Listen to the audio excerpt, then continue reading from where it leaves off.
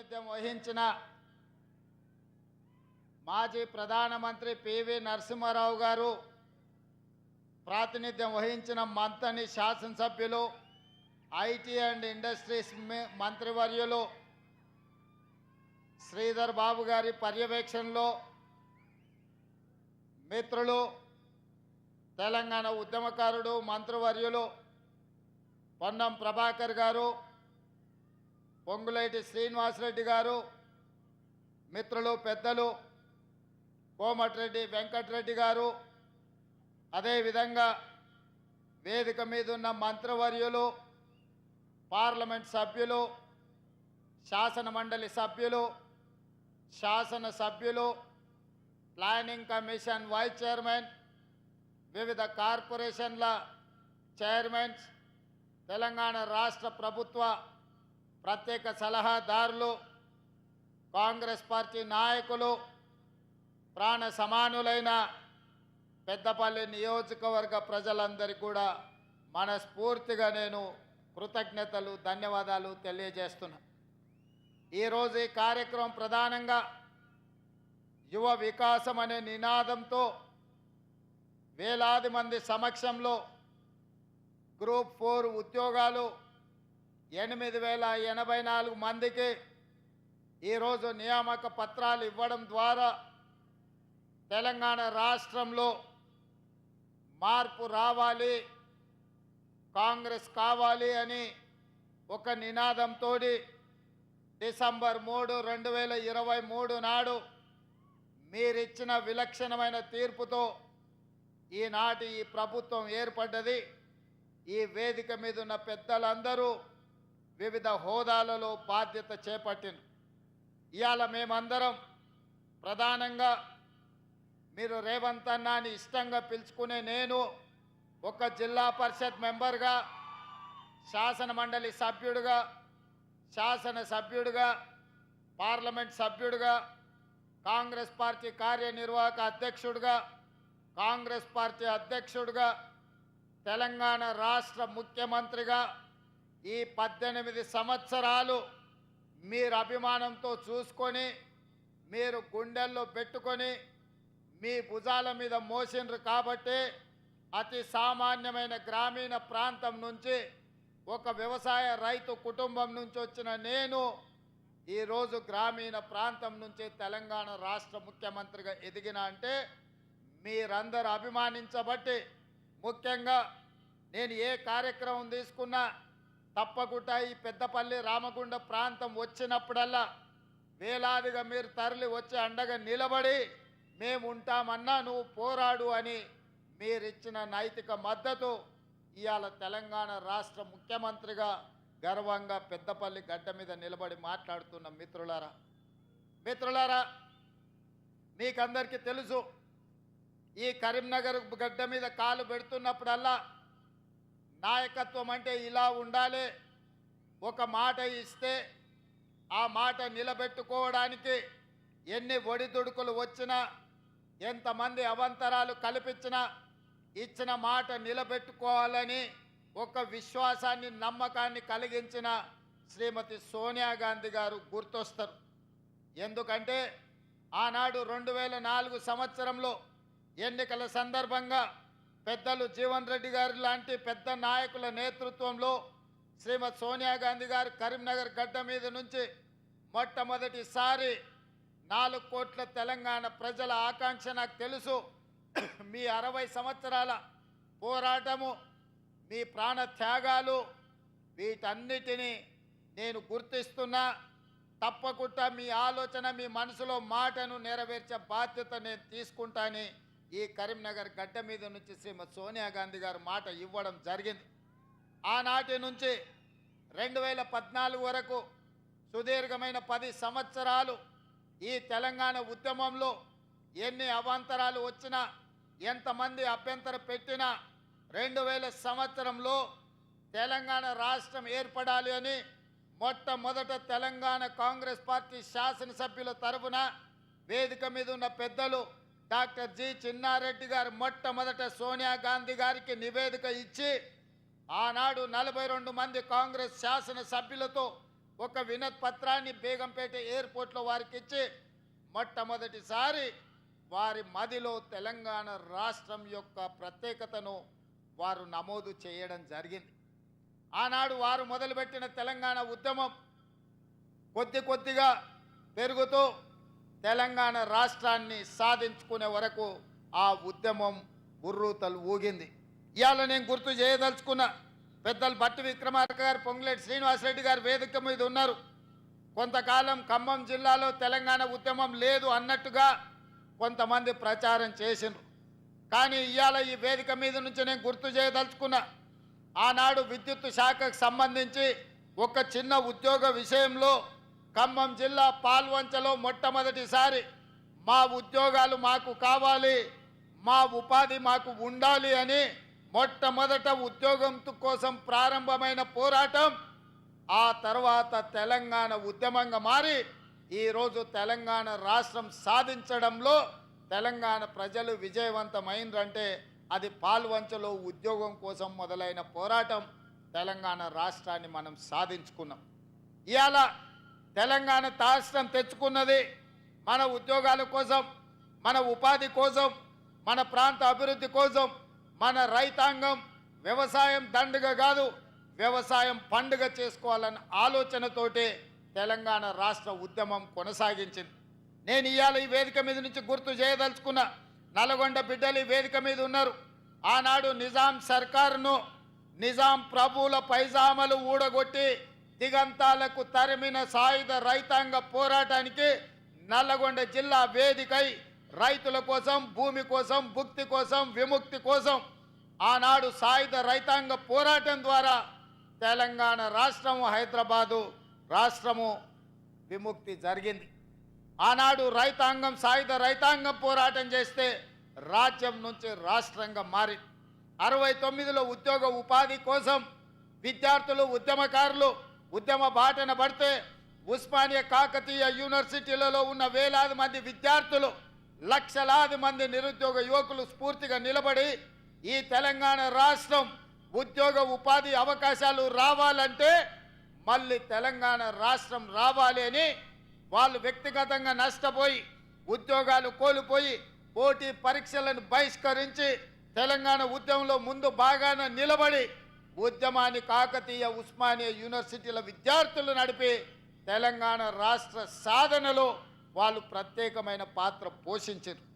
అందుకే ఈరోజు ఈ తెలంగాణ రాష్ట్రం వచ్చిన తర్వాత ఈ ఉద్యమకారులు, విద్యార్థులు, నిరుద్యోగ యువకులు, అమరవీరుల కుటుంబాలు వచ్చిన తెలంగాణ రాష్ట్రంలో ఉద్యోగ ఉపాధి అవకాశాలు వస్తాయని, రైతులకు పండించిన పంటకు గిట్టుబాటు ధర వస్తుంది అని, రైతు ఆత్మహత్యలు ఆగుతాయని, నిరుద్యోగ యువకుల యొక్క ఆత్మహత్యలు ఆగుతాయని ఆశించాను. కానీ నేను ఇవాళ ఇక్కడికి వచ్చిన వేలాది మందితో పాటు తెలంగాణ రాష్ట్రంలో ఉన్న 4 కోట్ల ప్రజల్ని నేను అడగదలుచుకున్నా. గతంలో 2 సార్లు ముఖ్యమంత్రిగా 10 సంవత్సరాలు ప్రభుత్వాన్ని ఏర్పాటు చేసిన కల్వకుంట్ల చంద్రశేఖరరావు గారి నేతృత్వంలో తెలంగాణలో రైతాంగానికి గిట్టుబాటు ధర రాలేదు. రైతులు ఊరేసుకొని చచ్చిపోతుంటే చంద్రశేఖరరావు గారు మాత్రం గజ్వేల్లో తన పొలంలో ఎకరాకు ₹1 కోటి సంపాదిస్తున్నా అని వారు చెప్పిండు. 10 సంవత్సరాలైన ఎకరంలో 1 కోటి ఆదాయం ఎట్లా తీయొచ్చో తెలంగాణ రైతాంగానికి చంద్రశేఖరరావు గారు నేర్పించలేరు. ఆ విద్య ఏందో, ఆ మహత్యం ఏందో ఈ రోజుకు ఒక బ్రహ్మ పదార్థంగా, బ్రహ్మ రహస్యంగా మారిపోయింది. అదే కాకుండా తెలంగాణ రైతాంగం, ముఖ్యంగా పెద్దపల్లి నియోజకవర్గ ప్రాంతం, ఆనాడు ఎస్ఆర్ఎస్పీ నుంచి నీళ్లు రాకపోతే మా మిత్రుడు విచ్చన్న రైతాంగం కోసం పైపులను పలగొడితే అతన్ని తీసుకెళ్లి కరీంనగర్ జైల్లో పెడితే ఆనాడు ఈ పెద్దపల్లి రైతాంగం కోసం మీకు నీళ్లు ఇవ్వడం ద్వారా ఈ ప్రాంత రైతాంగాన్ని ఆదుకోవాలన్న గొప్ప ఆలోచనతోని మీకోసం నడుం బిగించి కొట్లాడితే ఆనాడు చంద్రశేఖరరావు గారు కరీంనగర్ జైల్లో నిర్బంధిస్తే మేడుపల్లి సత్యం, కవ్వంపల్లి సత్యనారాయణతో సహా మేమందరం జైలుకి వెళ్ళి పరామర్శించి పెద్దపల్లి రైతాంగానికి అండగా నిలబడతాం, మీ ప్రాంతానికి నీళ్లు ఇస్తాం, భవిష్యత్తులో పెండింగ్ ఉన్న ప్రాజెక్టులను మేము పూర్తి చేస్తామని చెప్పడం జరిగింది. ఆనాడు ఏవైతే ప్రాజెక్టుల గురించి మీరు మాట్లాడినరో ఇవాళ ప్రాజెక్టులను పూర్తి చేసుకునే అవకాశం మనకే అధికారం వచ్చింది. విద్యన్న ఈరోజు మీకు శాసనసభ్యుడు అయ్యిండు. అందుకే ఈరోజు విద్యన్న శాసనసభ్యుడిగా శ్రీధర్ బాబు మంత్రిగా ఉన్నారు కాబట్టి మీ ప్రాజెక్టుల కోసం పట్టి విక్రమార్క గారు, పెద్దలు ఉత్తమ్ కుమార్ రెడ్డి గారి నేతృత్వంలో ఇవాళ 1035 కోట్ల రూపాయలు R&B శాఖ కావచ్చు, సాగునీటి పారుదల శాఖ కావచ్చు, పంచాయతీరాజ్ శాఖ కావచ్చు, రోడ్ల రవాణా శాఖకు సంబంధించిన పెద్దపల్లి RTC డిపో కావచ్చు, ఈ పనులన్నీ కూడా ఇవాళ మనం పూర్తి చేసుకున్నాము అంటే మీ అభిమాన నాయకులు ఈరోజు ప్రజాప్రతినిధులుగా ఉన్నారు కాబట్టి ఈ పనులన్నీ సాధ్యమైనవి. వాళ్ళు అడిగినరు, ఇంతకుముందు శ్రీధర్ బాబు గారు మాట అన్నారు, ఈ అన్ని విషయాలు తీసుకెళ్ళి ఒత్తిడి చేసి నేను తీసుకొచ్చినా అని. ఆయన ఒత్తిడి చేయలేదు, మమ్మల్ని కూసబెట్టి బెదిరించి సంతకాలు పెట్టించి ఇవాళ మమ్మల్ని ఇక్కడికి పట్టుకొచ్చిండు. మీకు తెలుసు కదా శ్రీధర్ బాబు గారు బెదిరిస్తే ఎట్లా బెదిరిస్తారో. బయట ఉన్నప్పుడే అట్లుంటాడు, తలుపు మూసిండంటే శ్రీధర్ బాబు గారి గురించి మీకు అందరికి బాగా తెలుసు కదా. ఇవాళ ఇవన్నీ వాయిదా వేద్దామనో మళ్ళీ చూద్దామనో అని చెప్పకుండా అటు ధర్మపురి కావచ్చు, లేకపోతే రామగుండం కావచ్చు, ఇవాళ పెద్దపల్లి శాసనసభ నియోజకవర్గం కావచ్చు, మంచిర్యాల ప్రేమ్సాగర్ రావు గారు ఉన్నారు, అటువైపు అయినా గడ్డం వంశీ ఎంపీ గారు ఉన్నారు, లేకపోతే వివేక్ వెంకటస్వామి గారు ఉన్నారు.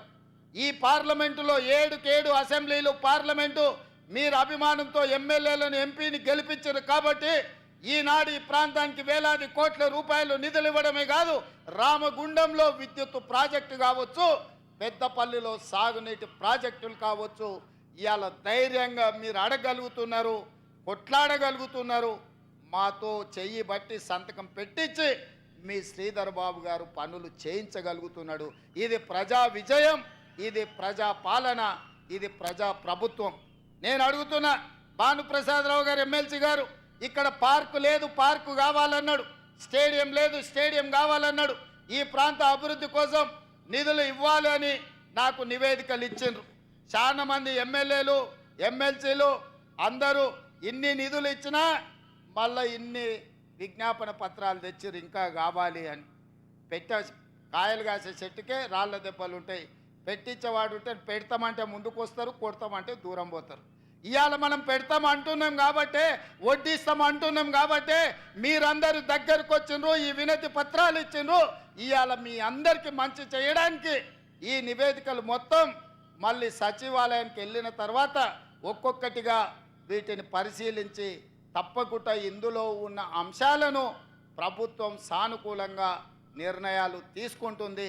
ఇచ్చిన నివేదికలు ఇవి చదివితే రేపు ఉదయం దాకా ఇవే చదవాల్సి వస్తుంది కాబట్టి మొత్తంగా గుత్తగా మీకు ఒకటే మాట ఇస్తున్నా, మిత్రులు ఇచ్చిన నివేదికలు అన్నీ కూడా మా అధికారులకు, మా చీఫ్ సెక్రటరీ గారికి ఇచ్చి పెద్దపల్లి ఉమ్మడి జిల్లాకు, పెద్దపల్లి పార్లమెంటు నియోజకవర్గానికి కావలసిన నిధులను ఇచ్చే బాధ్యత ప్రేమ్సాగర్ రావు గారు, సత్యనారాయణ స్వామి మా టెంపుల్ కూడా నిధులు కావాలన్నాడు.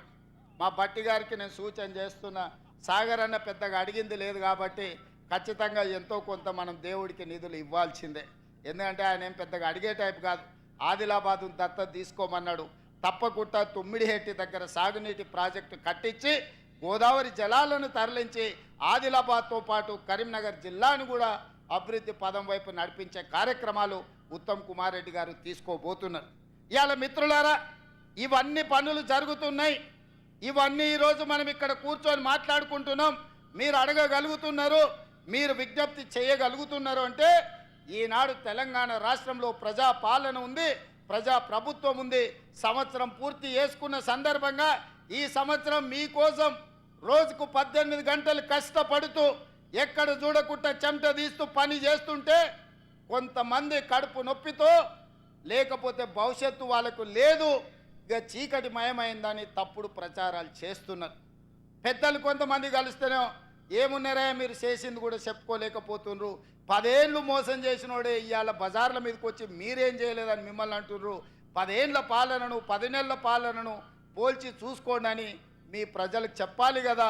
మీ కార్యకర్తలు కూడా ఎక్కడికక్కడ విశ్రాంతి తీసుకుంటున్నారు, చెట్టు కింద మంచిగా దుప్పటి కప్పుకొని నిద్రపోతున్నారు. ఏందని పెద్ద మనుషులు అడుగుతారు.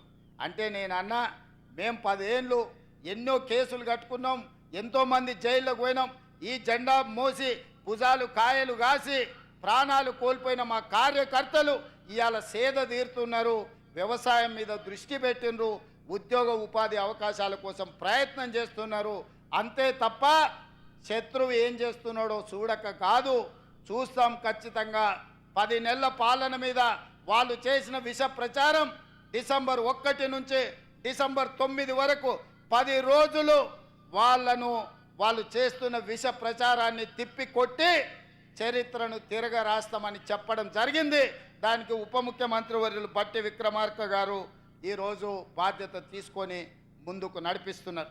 మిత్రులారా, ఈ వేదిక మీద నుంచి తెలంగాణ 4 కోట్ల ప్రజలు నేను అడగదలుచుకున్నా. ఆనాడు 1200 మంది విద్యార్థులు ఆత్మ బలిదానాలు చేసుకున్నది. తెలంగాణ రాష్ట్రంలో నెలల కొద్దీ నిరసన తెలుపుతూ, రాస్తారోకలు చేస్తూ, వంట వార్పు చేస్తూ పిల్లలు ప్రాణాలు ఇచ్చి తెలంగాణ రాష్ట్రం తెచ్చుకున్నది ఎందుకు అని నేను అడుగుతున్నా. ఇవాళ 10 సంవత్సరాలు నిజంగానే రైతులకు వాళ్ళు బోనస్ ఇచ్చుంటే, వరి వేసుకున్న రైతులకు గిట్టుబాటు ధర ఇచ్చినుంటే ఈరోజు తెలంగాణ రాష్ట్రం సస్యశ్యామలమై ఉండేది. చంద్రశేఖరరావు గారు ఏమన్నారు ఆనాడు, ఎందుకు ఈ వరి విషయం ఈ పెద్దపల్లి మీదనే ప్రస్తావిస్తున్నంటే, 33 జిల్లాలల్లో అత్యధికంగా ఒట్లు పండించే జిల్లా ఈ పెద్దపల్లి జిల్లా. 2 లక్షల ఎకరాలలో సన్న ఒట్లు పండించి రికార్డు సాధించింది. 95% ఈడ రైతుల ఖాతాలో డబ్బులు పడ్డాయి. సన్న ఒట్లు పండించిండ్రు, వాళ్ళకు 500 రూపాయల బోనస్ వచ్చింది. ఇవాళ గిట్టుబాటు ధరతో పాటు బోనస్ కూడా తెలంగాణ రాష్ట్రంలో తెచ్చుకుంటున్నాం. ఇదే కాదు, తెలంగాణ ఉద్యమమే ఉద్యోగ ఉపాధి అవకాశాలు 10 ఏళ్ళు వాళ్ళు ఇవ్వలేదు. ఇవాళ 10 సంవత్సరాల తర్వాత మనం అధికారంలోకి వచ్చిన ఎంబడే మొత్తంగా ఒక్క సంవత్సరంలో 55,143 ప్రభుత్వ ఉద్యోగాలను నిరుద్యోగ యువకులకు అందించడం ద్వారా దేశంలోనే రికార్డు నెలకొల్పిన రాష్ట్రం తెలంగాణ రాష్ట్రం.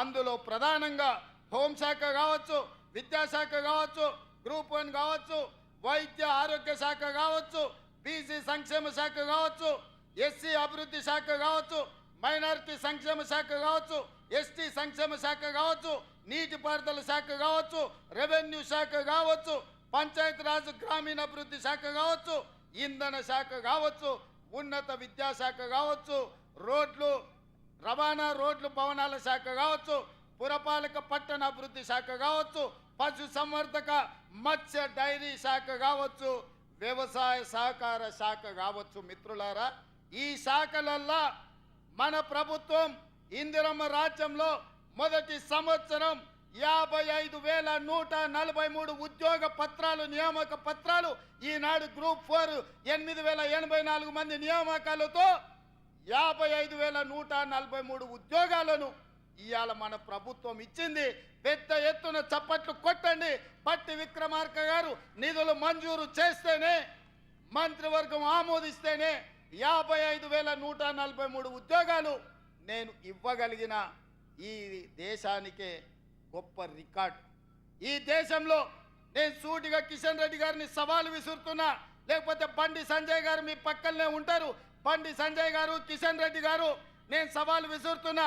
నరేంద్ర మోడీ గారు 14 సంవత్సరాలు గుజరాత్ ముఖ్యమంత్రిగా ఉన్నాడు. 11 సంవత్సరాల నుంచి వారు ప్రధానమంత్రిగా ఉన్నారు. 25 సంవత్సరాలల్లా గుజరాత్ రాష్ట్రంలో ఏ ఒక్క సంవత్సరమైనా మేము ఈ మొదటి సంవత్సరంలో ఇచ్చిన 55,000 ఉద్యోగాలు ఇచ్చిండ్రా? నేను సవాలు విసురుతున్న, చర్చకు సిద్ధమా?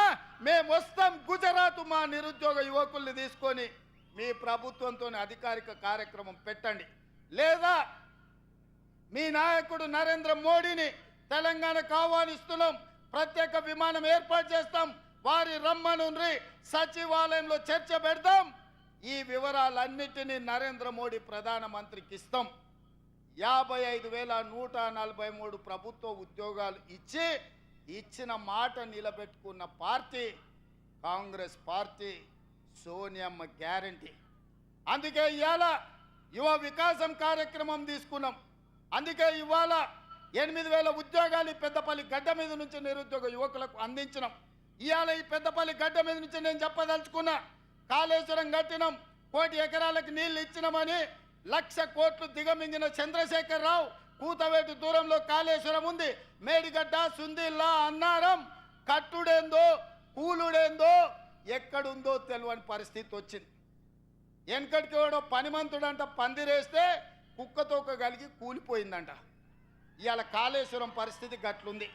1,02,000 కోట్లు అక్షరాల కాళేశ్వరం ప్రాజెక్టు కోసం 1,02,000 కోట్ల రూపాయల కాంట్రాక్టర్లు మెక్కితే చంద్రశేఖరరావు గారు బుక్కితే కట్టిన కాళేశ్వరం కూలిపోయింది. ఈ వేదిక మీద నుంచి చంద్రశేఖరరావు గారిని అడుగుతున్నా, చూపిస్తున్నా, మేం కట్టిన శ్రీశైలం, నాగార్జున సాగర్, అదేవిధంగా జూరాల, నెట్టంపాడు, కోయిల్ సాగర్, శ్రీరామ్ సాగర్ ఈ ప్రాజెక్టులన్నిటినీ శ్రీపాద ఎల్లంపల్లి ప్రాజెక్టులను 50 ఏళ్ళ 60 ఏళ్ళ నుంచి పండిత్ జవహర్లాల్ నుంచి మొదలు పెడితే డాక్టర్ వైఎస్ రాజశేఖర రెడ్డి వరకు మేం కట్టిన ప్రాజెక్టులు ఎట్లున్నాయో ఒక్కసారి రా. నువ్వు కట్టిన కాళేశ్వరం ఎట్లుందో, కుప్ప ఎట్లా కూలిపోయిందో ఇవాళ లెక్కలు తీతా మా చంద్రశేఖరరావు గారు అని నేను అడుగుతున్నా. ఆయన ఇంట్లో వండుకున్నాడు, పోయి ఇద్దరిని ఊరి మీదకి వదిలేడు. ఊర్లలో అప్పుడప్పుడు బయలుదేయడానికి మైసమ్మకు మనం ఇడిచిపెడుతుంటాము, తెలుసు కదా. గ్రామాలలో మనం మైసమ్మకి ఇడిచిపెడుతుంటాం పోతులను. అవి ఊరి మీద పడతాయి, మేస్తాయి, ఎక్కడ పడితే అక్కడ తిరుగుతాయి. అచ్చం అట్లనే మాట్లాడుతున్నారు ఇద్దరు, అచ్చోసిన ఆంబోతుల్లాగా. ఏం మాట్లాడుతున్నారో వాళ్ళకి తెలుస్తలే. 10 ఏళ్ళు వాళ్ళు చేసింది ఏంది, 10 నెలల మనం చేసింది ఏందో చర్చ చేద్దామంటే రారు. రాళ్ళు ఇసురుతారు, పోయి చెట్లలో దాచుకుంటారు. రావాయి అన్నట్టు ఇక చూసినావా నన్ను గిల్లుతున్నాడు గిచ్చుతున్నాడు అని అంటారు ఇద్దరికిద్దరు. అందుకే ఇవాళ 10 నెలల్లో మనం సాధించిన విజయాలు సంవత్సరం పూర్తి చేసుకుంటున్న సందర్భంలో మనం ఇవాళ చర్చించుకుంటాం. ప్రధానంగా రైతులకు కనీస మద్దతు ధర ఇవ్వడమే కాదు, ఇవాళ ఈ పంట 66 లక్షల ఎకరాలల్లా 1,53,00,000 మెట్రిక్ టన్నుల వడ్లు పండించి ఉమ్మడి 23 జిల్లాలలో ఉమ్మడి ఆంధ్రప్రదేశ్లో కూడా ఇంత వడ్లు ఎప్పుడు పండలేదు. ఇది చరిత్ర, ఇది ఒక గొప్ప రికార్డు. కాళేశ్వరం నుంచి చుక్క నీళ్లు లేకపోయినా వ్యవసాయ శాఖ మంత్రిగా, సివిల్ సప్లైస్ మినిస్టర్గా ఉత్తమ్ కుమార్ రెడ్డి గారు ఇవాళ ఈ రికార్డును సాధించను. నేను అడుగుతున్న కేసీఆర్ను, కాళేశ్వరం లేకపోయినా శ్రీపాద ఎల్లంపల్లి, శ్రీరామ్ సాగరో, జూరాలనో లేకపోతే మంజిరానో, సింగూరు ప్రాజెక్టుల కింద ఇవాళ ఈ ప్రాజెక్టులు మేము కడితే 1,53,00,000 మెట్రిక్ టన్నుల వడ్లు పండించినాం. కనీస మద్దతు ధర ఇచ్చి కొనుడు కాదు, 500 రూపాయల బోనస్ ఇచ్చినాం. ఈ పెద్దపల్లి రైతాంగాన్ని నేను అడుగుతున్నా, మీ ఖాతాల్లో నిధులు పడలేదా? ఆనాడు ఐకేపీ సెంటర్లు తెరవమంటే చంద్రశేఖరరావు గారు ఇది ప్రభుత్వం వ్యాపారం చేయదు, ప్రభుత్వం వ్యాపార సంస్థ కాదు, ఇప్పటి నుంచి మేము కొనం, ఊరేసుకుంటే మీరు ఊరేసుకున్నట్టే, మీకు మాకు సంబంధం లేదని తెగబడి తెగించి ఆనాడు చంద్రశేఖరరావు చెప్తే ఇవాళ నేను చెప్పిన ఇందిరమ్మ రాజ్యం చెప్పింది, మీరు ఒట్లు పండించండి, సన్నాలు పండించండి, కనీస మద్దతు ధరతో పాటు 500 రూపాయల బోనస్ ఇస్తాం, పండించండి అన్నాం. 5 రోజుల్లో మీ ఖాతాల మద్దతు ధరతో పాటు బోనస్ మీ ఖాతాలలో పడతలేదా? రైతాంగమా, మీరు ఆలోచన చెయ్యండి. వారు ఎగ్గొట్టిన రైతు బంధు ముఖ్యమంత్రి అయిన ఎంబడే 7,625 కోట్ల రూపాయలు మా ప్రభుత్వం వచ్చిన మొదటి విడతలోనే 7,625 కోట్లు రైతు బంధు మీ ఖాతాలు వేసింది మా ప్రభుత్వం, మన ప్రభుత్వం కాదా? ఇవాళ రైతు రుణమాఫీ 25,35,000 మంది రైతులకు 21,000 కోట్ల రూపాయలు 10 నెలల్లోనే మన ప్రభుత్వం 21,000 కోట్ల రూపాయల రైతు రుణమాఫీ 2 లక్షల వరకు చేసి చరిత్రను తిరగరాసిన చరిత్ర తెలంగాణ రాష్ట్ర ప్రభుత్వాన్ని. నేను సూటిగా సవాలు విసురుతున్నా, ఏ రాష్ట్రమైనా, ఏ ముఖ్యమంత్రి అయినా, ఈ దేశ ప్రధానమంత్రి నరేంద్ర మోడీ అయినా నేను సవాలు విసురుతున్నా, నీ గుజరాత్ రాష్ట్రంలో రైతుకు రుణమాఫీ చేసినవా? ఒకవేళ చేస్తే ఎంతో చేసినావు లెక్కలు దిగి. మొదటి సంవత్సరంలో 25,35,000 రైతులకు 21,000 కోట్ల రూపాయలు రైతు రుణమాఫీ చేసి ఈ దేశ చరిత్రనే తిరగరాసిన చరిత్ర తెలంగాణ రాష్ట్ర ప్రభుత్వాన్ని. నేను సవాలు విసురుతున్నా, ఎవరు చర్చకు వస్తారో రాండి. అదేవిధంగా ఆడబిడ్డలు, మా కొండా సురేఖ, మా సీతక్క లేరు, మహిళలు, డ్వాక్రా సంఘాలు, స్వయం సహాయక బృందాలు, వాళ్ళని 10 సంవత్సరాలు రాసి రంపాన పెట్టారు. వాళ్ళని కనీసం మర్యాద కూడా ఇయ్యలే. వాళ్ళు ఎట్లున్నారో చూడలే. ఆడబిడ్డల అవమానంతో కుంగిపోతుంటే సోనియమ్మ నాయకత్వంలో మన ప్రభుత్వం వచ్చిన తర్వాత స్వయం సహాయక సంఘాలను అన్నిటిని కూడా పునరుద్ధరించినాం. నేను నడుచుకుంటూ పోతే వేలాది మంది మా అక్కలు, మా ఆడబిడ్డలు వెనకాల ఉండి చప్పట్లు కొడుతుంటే వాళ్ళ కళ్ళల్లో ఆనందం చూస్తుంటే నాకు కడుపు నిండిపోయింది. రాత్రికి భోజనం చేయాల్సిన అవసరం కూడా లేనంత సంతోషం కలిగింది. ఎందుకంటే ఆడబిడ్డల కళ్ళల్లో ఆ సంతోషం చాలా సంవత్సరాల తర్వాత నా కళ్ళకు కనిపించింది. ఎందుకంటే ఇవాళ 67 లక్షల మంది స్వయం సహాయక సంఘాలు ఉన్నాయి. జీరో వడ్డీ ఇవ్వడమే కాదు, వాళ్ళని 1 కోటి మంది సభ్యులుగా మార్చి 1 కోటి మంది ఆడబిడ్డల్ని కోటీశ్వరులను చెయ్యాలని కంకణం కట్టుకున్నాం. తప్పకుండా 10 సంవత్సరాలలో ప్రతి ఆడబిడ్డను కోటీశ్వరాలు చేసి తీర్చే బాధ్యత మాది. ఆనాడు ఆడబిడ్డలను లక్షాధికారులను చేస్తామని చెప్పిండు వైఎస్ రాజశేఖర రెడ్డి గారు. ఆడబిడ్డలని లక్షాధికారులను ఆనాడు చేసినాం. ఈనాడు పెద్దపల్లి గడ్డ మీద నుంచి మేము మాటిస్తున్నాం, మా మంత్రివర్గం అంతా ఆడబిడ్డల్ని 1 కోటి మందిని కోటీశ్వరులను చేసే వరకు విశ్రమించేదే లేదు. ఐకేపీ కేంద్రాలే కాదు, సోలార్ పవర్ ఉత్పత్తి నుంచి ఆర్టీసీలో బస్సులు కిరాయి పెట్టే వరకు ప్రతి వ్యాపారంలో మహిళా సంఘాలను రాణించే విధంగా వాళ్లకు రుణాలు ఇప్పించి వాళ్ళను వ్యాపారస్తులను చేసి వాళ్ళను కోటీశ్వరులుగా మార్చే బాధ్యత కాంగ్రెస్ తీసుకుంటుంది. అందుకే పొంగులేటి శ్రీనివాసరెడ్డి గారి నేతృత్వంలో వరంగల్లో ఆడబిడ్డల కోసం కార్యక్రమం తీసుకొని 1,00,000 మంది ఆడబిడ్డల సమక్షంలో వరంగల్ ఆర్ట్స్ కాలేజ్ మైదానంలో ఆడబిడ్డలకు ఏం చెయ్యాలనుకుంటున్నామో, ఏం చేసినామో చెప్పినాం. మళ్ళొక్కసారి తెలంగాణ రాష్ట్ర ఆడబిడ్డలకు నేను గుర్తు చేయదలుచుకున్నా, 1 కోటి మంది ఆడబిడ్డల్ని కోటీశ్వరులను చేసే బాధ్యత మీ తమ్ముడుగా, మీ అన్నగా నాది, మీ బిడ్డగా నాది అని చెప్తున్నా. మీ ఆశీర్వాదం ఉంటే ఆ 1 కోటి ఓట్లు బౌలింగ్ బూత్లో డబ్బాలు పడితే మా సోదరులు ఓటు వేసినా వేయకపోయినా రెండోసారి అల్కగా ముఖ్యమంత్రి అవుతానని ఆడబిడ్డలకు నేను చెప్పదలుచుకున్నా. ఈసారి 92 లక్షల ఓట్లు వస్తేనే కాంగ్రెస్ ప్రభుత్వం వచ్చింది. వచ్చేసారి మా ఆడబిడ్డలు 1 కోటి మంది 1 కోటి ఓట్లు వేస్తే వీళ్ళు ఇచ్చేది బోనసే తప్ప అస్సలు కాదు. ఆడబిడ్డలు ఇచ్చేది అసలు అవుతుంది, మా సోదరులు వేసే ఓట్లు బోనస్ అవుతాయి. కేసీఆర్కు వజీఫ్ అవుతుంది, ఇక మళ్ళీ వెనక కూడా రాకుండా పోతాడు. ఆడబిడ్డల పట్ల ప్రణాళికలు ఆ విధంగా ఉన్నాయి. అదేవిధంగా యువకులు, నిరుద్యోగ యువకులు, విద్యార్థులు, ఇవాళ విద్యార్థుల కోసం యూనివర్సిటీలను చంద్రశేఖరరావు గారు పూర్తిగా నిర్వీర్యం చేసిండు. వైస్ ఛాన్సలర్లు లేరు, ప్రొఫెసర్లు లేరు, అసిస్టెంట్ ప్రొఫెసర్లు లేరు, అసోసియేట్ ప్రొఫెసర్లు లేరు, లెక్చరర్స్ లేరు, టీచింగ్ స్టాఫ్ లేరు, నాన్ టీచింగ్ స్టాఫ్ లేరు. మొత్తం దివాలా దీపిస్తే యూనివర్సిటీలను మనం వచ్చిన ఎంబడే 10 యూనివర్సిటీలకు వైస్ ఛాన్సలర్లను నియమించడమే కాకుండా డిఎస్సి నోటిఫికేషన్ ఇచ్చి 10 ఏళ్ల వాళ్ళు చేయని పని 11,000 మంది టీచర్ల నియామకం చేపట్టి తండాలలో, గూడాలలో, మారుమూల పల్లెల్లో ప్రతి పేదవాడికి విద్యను అందుబాటులోకి తేవాలి, పేదవాడు చదువుకోవాలి, ఈ అధికారంలో భాగస్వాములను చెయ్యాలి అని ఇవాళ 11,000 మంది టీచర్ల నియమించడమే కాదు, 35,000 మంది టీచర్ల బదిలీలు, 21,000 మంది టీచర్ల ప్రమోషన్లు ఇవ్వడం ద్వారా ఈరోజు మన ప్రభుత్వం విద్యకు అత్యంత ప్రాధాన్యత ఇచ్చి పేదవాడు చదువుకుంటేనే బాగుపడతాడనే విశ్వాసంతో పేదలకు విద్యను అందుబాటులోకి తీసుకురావాలనే ప్రయత్నం చేసినాం.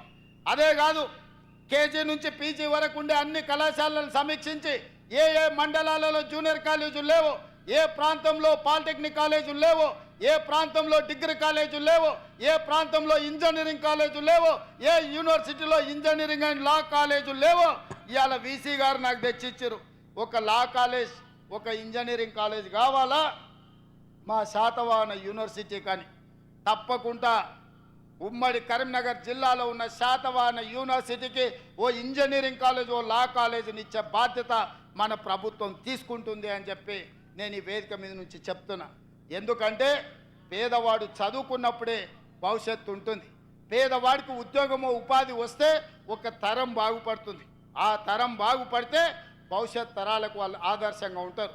ఆనాడు కాక వెంకటస్వామి గారు కష్టపడి గుడిసెల వెంకటస్వామిగా పేరు రాణించి వారు రాజకీయాలలో, వ్యాపారంలో రాణించడం వల్ల ఇవాళ వివేక్ వెంకటస్వామి గారు ఒక టీవీ ఛానల్కు ఒక పెద్ద పరిశ్రమకు యజమాని అయిండు.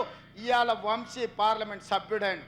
ఆ కుటుంబంలో వెంకటస్వామి గారు కష్టపడి పైకి తెస్తే ఇవాళ వివేక్, వినోద్, వంశీ ప్రయోజకులై తెలంగాణ రాష్ట్రానికి ఆదర్శంగా నిలబడ్డారు. ఎందుకు ఉదాహరణ చెప్తున్నంటే ఒక్క కుటుంబంలో ఒక్క వ్యక్తి ప్రయోజకుడైతే భవిష్యత్ తరాలన్నీ బాగుపడతాయి. అందుకే ఇవాళ పట్టుబట్టి పోటీ పరీక్షలు పెట్టి ఎవడు అడ్డుపడ్డా అశోక్ నగర్లోనో లేకపోతే దిల్సుఖ్ నగర్ చౌరస్తలా కొంతమంది కృత్రిమ ఉద్యమాలు చేపించినా వాళ్ళందరినీ పిలిచి మాట్లాడిన నేను అడగదలుచుకున్న నిరుద్యోగ యువకుల్ని తెలంగాణ ఉద్యమం ద్వారానే సాధించినాం. ఇందిరా పార్కులో మన పార్లమెంట్ సభ్యులు ప్రభుత్వం ఉన్న తెలంగాణ కోసం ఉద్యమంలో ముందుకు నడిచిండ్రు. కానీ తెలంగాణ వచ్చినప్పుడే ఇందిరా పార్కు తాళం వేసింది చంద్రశేఖరరావు కాదా? తెలంగాణ రాష్ట్రంలో నిరసన తెలిపొద్దు, ప్రజలు హక్కులను అడగొద్దు అని నిర్బంధాల మధ్య, లాఠీ చార్జీల మధ్యలో, తుపాకీ తూటాల మధ్యలో తెలంగాణ రాష్ట్రాన్ని 10 సంవత్సరాలు నడిపితే ఈ ప్రభుత్వం వచ్చిన వెంబడే ఇందిరా పార్కు దగ్గర ధర్నా చౌక్ తెరిచి ప్రజలారా మీరు ధర్నా చేసుకోండేదని ఉంటే మా ప్రభుత్వం తప్పకుండా పరిగణలోకి తీసుకుంటుందన్నాం.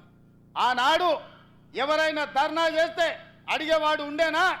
ఈనాడు ధర్నా చేస్తే గాంధీ భవన్లో మా పిసిసి అధ్యక్షుడు మహేష్ గౌడ్ అందరిని పిలిపించి ఇందిరా పార్క్ దగ్గరను అశోక్ నగర్ చౌరస్తల్లో ధర్నాలు చేసిన విద్యార్థులను పిలిచి కూర్చోబెట్టి మాట్లాడిండా లేదా ఒక్కసారి ఆలోచన చేయండి.